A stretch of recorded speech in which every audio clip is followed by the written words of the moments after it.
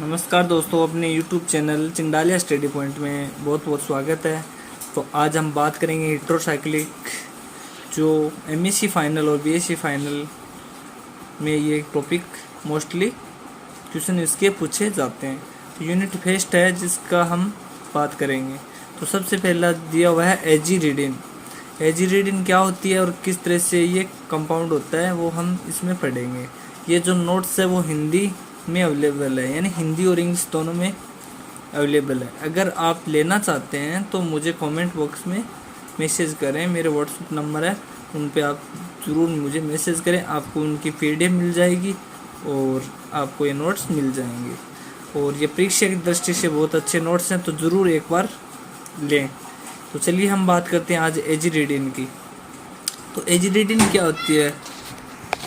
हाँ, तो एजिरिडिन का ये क्वेश्चन मोस्टली आता है। तो आपको किस तरह से इसको लिखना है वो मैं भी इस तरह से आपको बताऊंगा। तो आपको क्या करना है, पहले एजिरिडिन और इसके बारे में लिखना है। तो इसके बारे में हम पढ़ते हैं कि क्या होता है एजिरिडिन। मतलब एजिरिडिन नाम किस तरह से बना, पहले इसको समझते हैं। तो इसका जो नामकरण है दोस्तों हेट्रोसाइक्लिक कंपाउंड का, वो आपको आना जरूरी है, तभी आप इस टॉपिक को क्लियर कर पाओगे। तो देखो एज्जा, यानी यहाँ पे नाइट्रोजन और हाइड्रोजन जुड़ा है, इसको बोलते हैं एज्जा, ठीक है। और ये कितनी मेंबर रिंग है दोस्तों? 1 2 3, तो 3 मेंबर रिंग बोलते हैं। और क्या है ये? सेचुरेटेड रिंग होती है दोस्तों। तो इसी का नाम क्या बन गया? एजिरिडिन नाम बन गया। अब इसके बारे में आपको कुछ लिखना है, और वो क्या लिखना है वो हम इस वीडियो में देखेंगे। अगर वीडियो आपको अच्छा लग रहा है तो ज़रूर लाइक करें और अपने दोस्तों के साथ शेयर करें, जिससे उनका भला हो सके। तो चलिए हम बात करते हैं एजिरिडिन की। तो ये एक क्या होती है? 3 मेंबर रिंग है। हमें पता है कि कितनी मेंबर रिंग होती है, ये 1 2 3। और क्या होती है? सेचुरेटेड हेट्रोसाइक्लिक कंपाउंड होता है। कौन? एजिरिडिन। जिसमें क्या होता है, नाइट्रोजन एक हेट्रो एटम, यानी जो नाइट्रोजन होता है वो क्या होता है? एक हेट्रो एटम होता है। तो हेट्रो एटम कौन कौन से होते हैं? नाइट्रोजन होता है, ऑक्सीजन होता है और सल्फर होता है। ये क्या होते हैं? हमारे हेट्रो एटम होता है। तो इसमें कौन सा हेट्रो एटम है? नाइट्रोजन हेट्रो एटम है दोस्तों, ठीक है।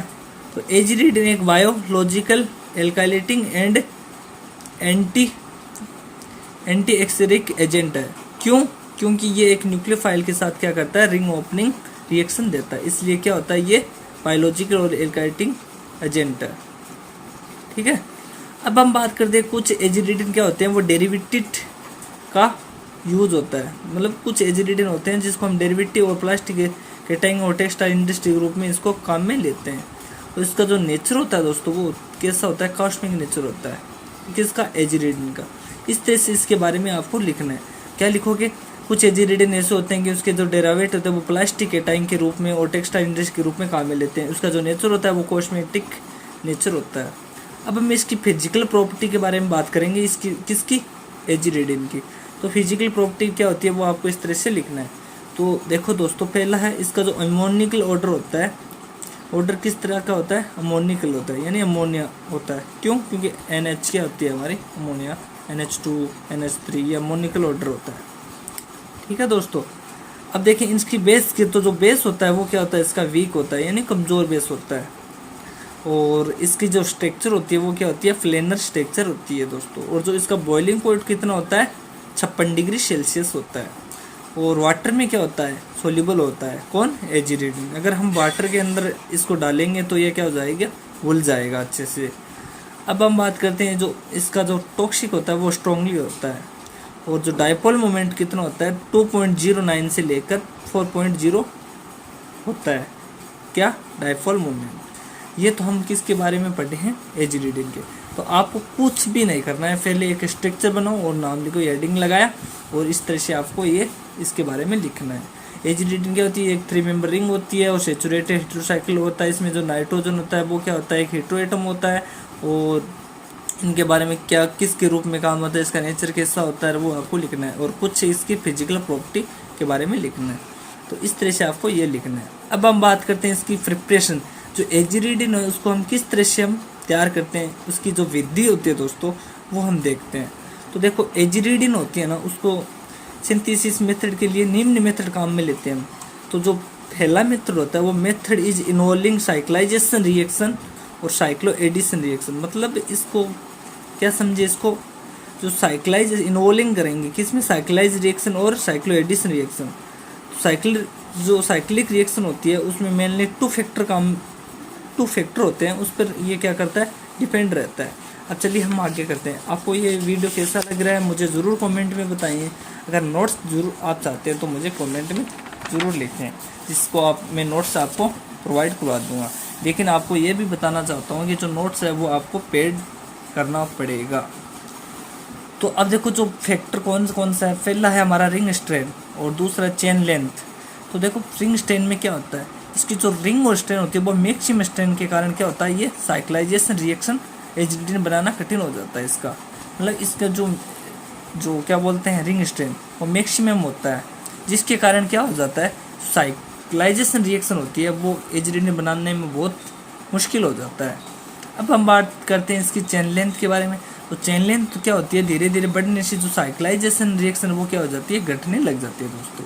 किसके कारण, चेन लेंथ के कारण। अब हम तीसरी बात करते हैं इसकी, जो ग्रेविल मेथड होता है उसमें जो विट्टा ब्रोमो एथिन एमिन के एल्कोहल व क्योच के साथ गर्म करते हैं तो एजिडिन हमें मिलकर प्राप्त होता है। यानी किसकी बात करिए हम, ग्रेविल मेथड के बारे में करते हैं। तो बिट्टा ब्रोमो, किसकी, बिट्टा ब्रोमो, ये हमारा है बिट्टा ब्रोमो। तो उसके साथ में हम एमिन एल्कोहल व क्योच की उपस्थिति में करवाएंगे तो हमें एजिडिन प्राप्त होगा।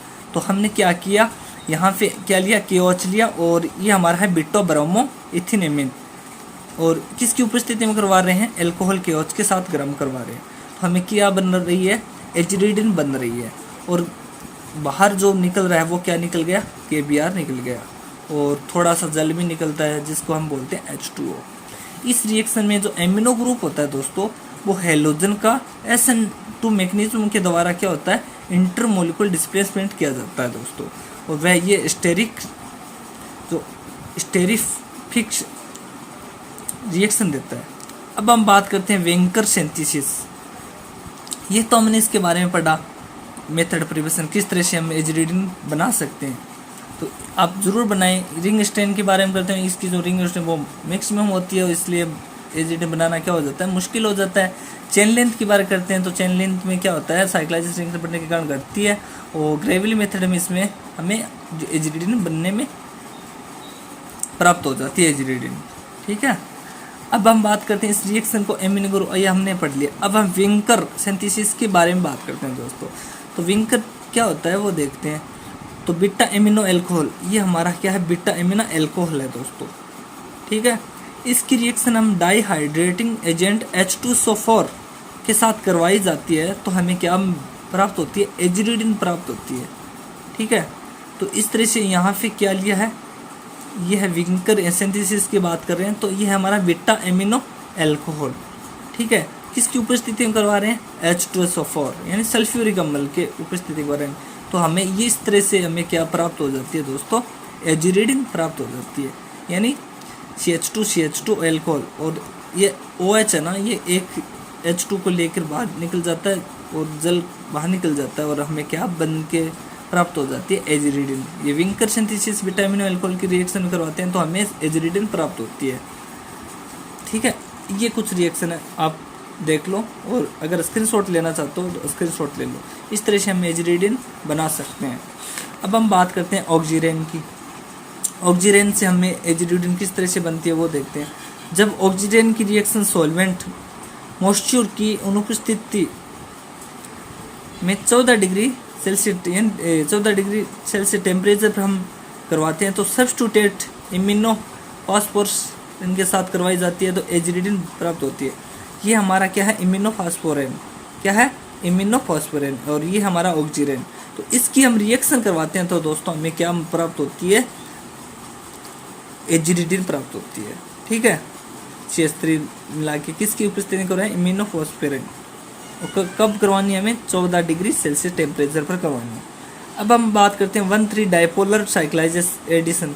तो देखो दोस्तों, जो हाई प्रेशर होता है यानी उच्च दाब पर हम 1,3 डाइपोलर एजिडिन की रिएक्शन करवाते हैं तो ओलिफेन के साथ करवानी पड़ेगी हमें। किसके साथ, ओलिफेन तो करवाते हैं तो एजिडिन गुड यील्ड ऑब्जर्व होती है, मतलब अच्छी वाली हमें एजिडिन प्राप्त होती है। तो देखो दोस्तों 1,3 डाइपोलर साइक्लो एडिशन, तो तो इसकी हमें करवाए तो हमें क्या होता है, किसकी टेम्परेचर पर, रूम टेम्परेचर, तो हमें प्राप्त हो जाती है हमारी एजिरिडिन, मतलब गुड एल्ड के साथ। अब देखो ये नाइट्रिन इन्वर्सन मेथड है और इसमें क्या होता है, एल्केन साइक्ल एडिशन होता है। अब हमें इसकी केमिकल रिएक्शन की बात करें, हमने क्या क्या पढ़ा एजिरिडिन के बारे में, उसके प्रिपरेशन पढ़ लिया हमने और उसकी फिजिकल प्रॉपर्टी पढ़ लिया और उसके बारे में क्या है वो पढ़ लिया। आपको इस तरह से ये नोट्स जो मैंने पढ़ा रहा हूँ वो नोट्स से आप लिख के आओगे तो अच्छे मार्क्स आपको मिल जाएंगे। देखो दोस्तों, जो रिंग ओपनिंग रिएक्शन होती है वो क्या होती है, तो इसमें 3 member heterocyclic compound strain compound होता है, ये हमें पता है। और जो अपनी ये स्ट्रेन होती है दोस्तों, वो कम करने के लिए रिंग ओपनिंग रिएक्शन देती है ये। तो एजिरिडिन रिंग ओपनिंग रिएक्शन द्वारा विभिन्न प्रोडक्ट देती है। इसमें जो रिंग ओपनिंग होता है दोस्तों, वो रिंग रिएक्शन को प्रोडक्ट में कार्बन और नाइट्रोजन बॉन्ड को ब्रेक होता है और न्यूक्लियोफाइल के द्वारा रिंग ओपनिंग रिएक्शन को फॉलो करता है। और इसमें जो फैक्ट होते हैं वो निम्न तरह से हैं। देखो दोस्तों, पहला क्या है, इलेक्ट्रॉन एक्सेप्टिंग। ये जो इलेक्ट्रॉन को क्या करेगा, वो एक्सेप्ट करेगा। और उसकी जो प्रॉपर्टी होती है दोस्तों, वो नाइट्रोजन, क्या बताया, electron accepting property eight nitrogen, ठीक है दोस्तों। और जो स्टेरिक इफेक्ट होता है उसमें क्या होता है, कार्बन सब्स्टिट्यूटेंट होता है। 3 नंबर बात क्या बोलती है, जो नेचर होता है वो अफेक्टिंग ग्रुप नाइट्रोजन पर जोड़े सब्स्टिट्यूटेंट की इलेक्ट्रॉन एक्सेप्टिंग एबिलिटी के कारण होता है। अब इसकी जो रिंग ओपनिंग होती है रिएक्शन आसानी से प्राप्त हो जाती है। और रिंग ओपनिंग रिएक्शन को आसानी से किस तरह से प्राप्त करते हैं, देखो पहले हम बात करते हैं नॉर्मल रिंग क्लीव्स, यानी पहले धीरे धीरे ये नॉर्मल रूप के रूप में टूटना स्टार्ट हो जाएगी और फिर अब नॉर्मल रिंग क्लीव्स हो जाएगा। नॉर्मल रिंग क्लीव्स क्या होता है इसमें देखते हैं, तो इसमें क्या होता है कि जो न्यूक्लियोफाइल होता है उसमें कार्बन पर अटैक करता है और एक स्टेरिक हिंड्रेंस कम हो जाता है। अब नॉर्मल रिंग क्लीव्स की बात करें तो जो न्यूक्लियोफाइल होता है दोस्तों, वो क्या करता है, कार्बन अटैक करता है और जिस पर स्टेरिक हिंड्रेंस ज़्यादा हो जाता है। बस अब नॉर्मल में ज़्यादा होता है और नॉर्मल में क्या हो जाता है, कम हो जाता है। तो ये इसकी रिएक्शन है, इससे आप समझ सकते हो। ये हमारा अब नॉर्मल क्लीव्स करवाते हैं, तो ये हमारी क्या है, एजिरिडिन इस, और ये हमारा क्या है, नॉर्मल। तो हमें पता है कि जो स्टेरिक हिंड्रेंस है अब नॉर्मल में तो ज़्यादा होगा और नॉर्मल में क्या हो जाएगा, कम हो जाएगा, ठीक है। और ये रिएक्शन है आप ज़रूर लिख लें। अब इसकी मैकेनिज्म की बात करें तो C6 ये हमारी इसके साथ करवाते हैं HCl, ठीक है। और हमें क्या प्राप्त होती है, एजिरिडिन प्राप्त होती है। और जो ये फर्स्ट ऑर्डर रिएक्शन भी होती है दोस्तों, जो एजिरिडिन जो रिएक्शन होती है दोस्तों, क्या होती है, फर्स्ट ऑर्डर रिएक्शन भी कहते हैं। और कार्बन केटाइन बनता है और रिएक्शन विथ H2O के साथ, ठीक है। अब देखते हैं आगे कुछ। तो देखो दोस्तों, तो जो ring reaction with acetic chloride, यहाँ देखें रिएक्शन विथ एसिटिक क्लोराइड, अगर हम एसिटिक क्लोराइड के साथ करवाते हैं तो हमें इस तरह से ये देखने को मिलती है। ये रिएक्शन है, आप लिख लें कॉपी के अंदर और करके आ जाएं। तो फ्रीडल क्राफ्ट रिएक्शन, अब किसकी बात करते हैं, फ्रीडल क्राफ्ट रिएक्शन। तो एजिरिडिन की रिएक्शन जब एन हाइड्राइड L-Cl3 की उपस्थिति में करवाते हैं तो बेंजोन रिंग के साथ करवाई जाएगी, तो विटा फिनाइल और इथाइल एमिन बनता है। ये क्या है हमारा फ्रीडल क्राफ्ट रिएक्शन के Al-Cl3 करवाते हैं तो हमें ये प्राप्त होता है, इसको हम बोलते हैं विटा फिनाइल इथाइल एमिन। अब थर्मल रिएक्शन की बात करते हैं दोस्तों, तो यदि हम अनसैचुरेट ग्रुप एजिरिडिन की एटम पर उपस्थित हो तो विभिन्न एक्सपेरिमेंटल कंडीशन पर रीअरेंजमेंट होता है। रीअरेंजमेंट मतलब यहाँ से नाइट्रोजन शिफ्ट होना और दूसरी जगह पे ये जो इलेक्ट्रॉन है वहाँ पे चले जाना, ये होता है रीअरेंजमेंट थर्मल कंडीशन। तो आपको जो एजिरिडिन है वो क्या क्या सीखने को मिला वो हम देखते हैं। ये कुछ रिएक्शन है, इसमें एक थर्मल रिएक्शन होती है, एक फ्रीडल क्राफ्ट रिएक्शन होती है, ये आपको करनी है। और ये अगला टॉपिक है एजिरिडिन, ये बाद में हम पढ़ेंगे। तो हमने इस तरह से हमने ये नोट्स के बारे में हमने पढ़ा, केमिकल रिएक्शन किस तरह से होगी वो आपको लिखनी है, फ्रीडल क्राफ्ट और अब नॉर्मल जितने भी है आपको जरूर करना है। तो ये हमारा एजिरिडिन यूनिट फर्स्ट का हेट्रोसाइक्लिक कंपाउंड का कंप्लीट हुआ दोस्तों। तो आपको वीडियो कैसा लगा ज़रूर कमेंट करें और अपने दोस्तों के साथ शेयर करें, और नोट्स कैसे लगे आप ज़रूर मुझे बताएं, ठीक है दोस्तों।